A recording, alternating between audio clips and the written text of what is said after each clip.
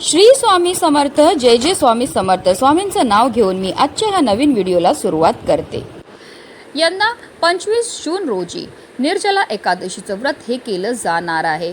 वर्षभरात एकूण 24 एकादशी येतात, पण असे म्हणतात की निर्जला एकादशी केली आणि उर्वरित 23 एकादशी केल्या नाही तरी त्या 23 एकादशीचे पुण्य लाभतं. म्हणून या एकादशीला विशेष महत्त्व आहे. या दिवशी व्रत करणारे भाविक अन्नासह पाण्याचा एक थेंबही न घेता कडक उपवास करतात, म्हणून याला निर्जला एकादशी म्हणतात. महाभारतातील भीमसेनाला उपवास करणे कठीण जायचे, म्हणून त्याने महर्षी व्यासांच्या सल्ल्यानुसार हे निर्जला व्रत केले होते, म्हणून याला भीमसेन एकादशी असेही म्हणतात.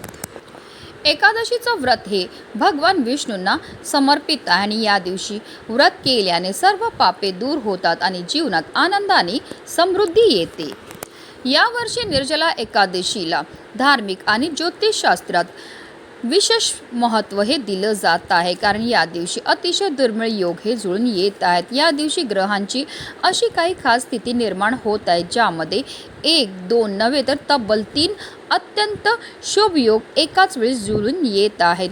रवी योग, शिवयोग आणि सिद्धयोग या त्रिवेणी महासंयोगामुळे या दिवसाचे आध्यात्मिक आणि धार्मिक महत्त्व अनेक पटीने वाढले आहे. या शुभ संयोगात भगवान विष्णूंची पूजा केल्याने इच्छित फल प्राप्ती होते. असे म्हटले जाते की या योगांमध्ये केलेली साधना, दान, धर्म आणि नामस्मरण थेट ईश्वरापर्यंत पोचते आणि कुंडलीतील अनेक दोष दूर होतात. निर्जला एकादशीच्या दिवशी पाणी, गोड पदार्थ, फळे, उन्हापासून बचाव करणाऱ्या गोष्टी जसं की छत्री, पंखा आणि वस्त्रदान करणे अत्यंत पुण्यदायी मानले जाते. धार्मिकदृष्ट्या हा दिवस अतिशय महत्त्वाचा असल्यामुळे या दिवशी काही प्रभावी उपायांनी सेवा देखील केल्या जातात.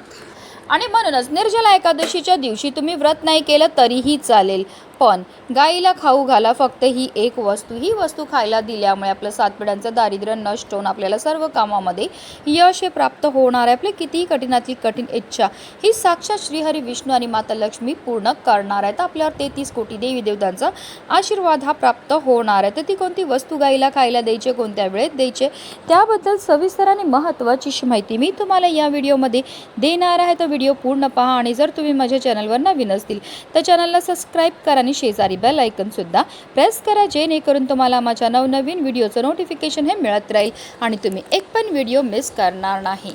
निर्जला एकादशीच्या दिवशी आपल्याला ब्रह्ममुहूर्तावर उठायचं. अंथरुणामध्येच आपल्याला श्रीहरी विष्णू तसेच माता लक्ष्मीचं स्मरण करायचं आणि दिवसाला सुरुवात ही करायची आहे. आंघोळीच्या पाण्यामध्ये आवर्जून आपल्याला गंगाजल आणि चिमूटभर हळद टाकून स्नान करायचं आहे आणि त्यानंतर आपल्याला जर शक्य असेल तर पिवळ्या रंगाचे वस्त्र परिधान करायचे आहेत.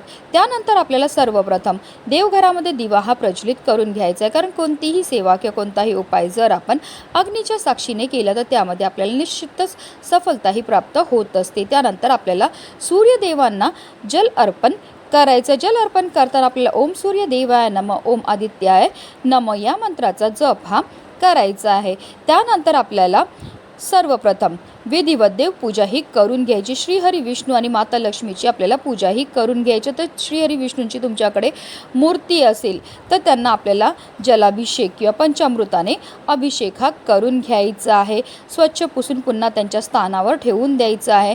त्यांना पिवळी फुलं, पिवळी फळं अर्पण करून घ्यायचे. तसेच तुमच्याकडे माता लक्ष्मीची मूर्ती असेल तर त्यांच्यावर सुद्धा आपल्याला अभिषेक हा करून घ्यायचे. स्वच्छ पुसून त्यांच्या स्थानावर ठेवायचे आहे. माता लक्ष्मी आपल्याला हळद, कुंकू, अक्षदा, लाल फूल अर्पण करून घ्यायचं आहे.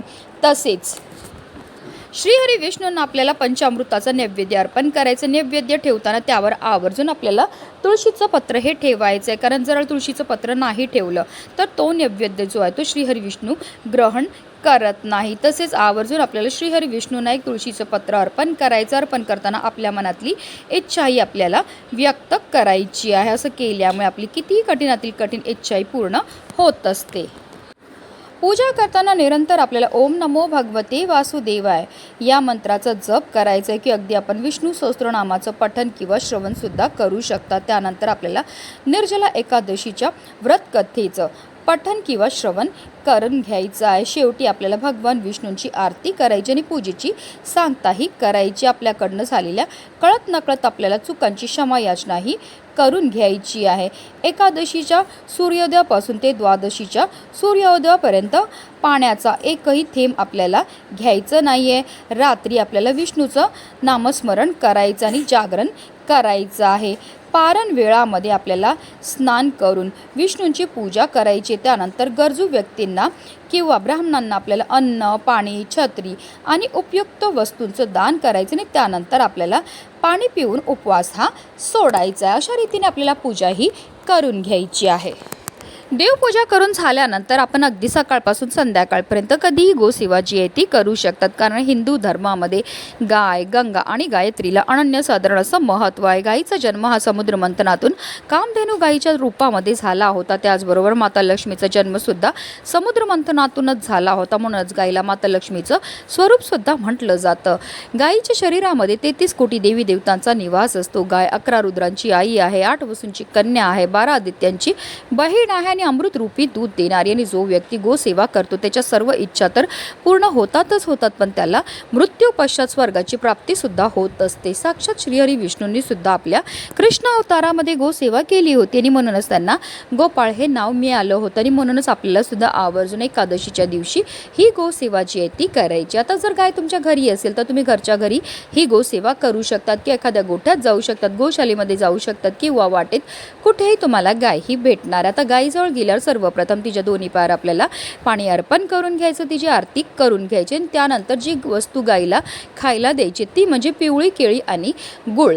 गायीला पिवळी केळी खायला दिल्यामुळे आपल्या कुंडलीतील गुरुग्रह हा बलवान होतो आणि जर आपल्या कुंडलीतील गुरुग्रह बलवान झाला तर त्यामुळे आपल्या जीवनामध्ये असणाऱ्या ज्या आर्थिक समस्या त्यापासून आपल्याला मुक्तताही मिळत असते। तसेच गायीला गुळ खायला दिल्यामुळे आपल्याला ग्रहदोषापासून मुक्तता मिळते। राहू, केतू, शनी, मंगळ दोषापासून मुक्तताही मिळत असते। ज्या मुलींचा विवाह जुळण्यामध्ये समस्या येत असतील त्यांनी आवर्जून एकादशीच्या दिवशी अशी पिवळी केळी आणि गुळ जे ते गायीला खायला द्यायचं आहे। आता तुम्हाला काही कारणास्तव केळी किंवा गुळ खायला देणं शक्य नसलं तर अगदी तुम्ही गायीला हिरवा चारा सुद्धा खायला देऊ शकता।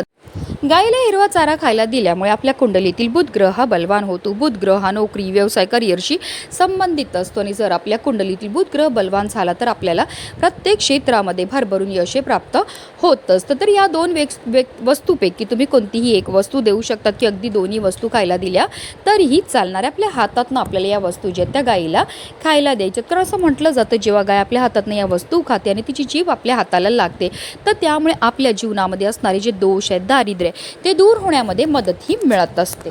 त्यानंतर आवर्जून आपल्याला गायीला पाणीसुद्धा प्यायला द्यायचं आहे। गायीला पाणी प्यायला दिल्यानंतर आपल्याला गायीभोवती 11 प्रदक्षिणा मारायच्यात। प्रदक्षिणा मारताना निरंतर आपल्याला ओम नमो भगवते वासुदेवाय नमः या मंत्राचा जप हा करायचा। 11 प्रदक्षिणा करून झाल्यानंतर आवर्जून आपल्याला गायीच्या पायाखालची थोडी माती उचलायची आणि तिने आपल्या कपाळावर टिळा हा लावायचा आहे, कारण जो मनुष्य गायीला हाताचा स्पर्श करून प्रदक्षिणा करतो तसेच तिच्या चरणाखालील तूळ मस्तकी लावतो त्याला पृथ्वी प्रदक्षिणेचे व सर्व तीर्थांमध्ये स्नान केल्याचे पुण्य हे प्राप्त होत असते। आता जर गाय स्पर्श करून देत असेल तर आवर्जून आपल्याला गायीच्या पाठीवर हात फिरवून आपल्या मनातली इच्छाही बोलायची। अशा रीतीने ही गोसेवा जी आहे ती आपल्याला निर्जला एकादशीच्या दिवशी करायची। अतिशय प्रभावी अशी ही सेवा केल्यामुळे आपल्या जीवनामध्ये असणारा प्रखरातला प्रखर पितृदोष, ग्रहदोष, शत्रुपीडा तर नष्ट होणारच आहे, पण आपलं 7 पिढ्यांचं दारिद्र्य नष्ट होऊन आपल्या घराची, आपल्या मुलांची, आपल्या पतीची भरभरून अशी प्रगती होणार आहे। म्हणूनच व्हिडिओ जास्तीत जास्त लोकांपर्यंत शेअर करा, जेणेकरून प्रत्येकाच्या आयुष्याचं कल्याण हो हीच मनामध्ये इच्छा।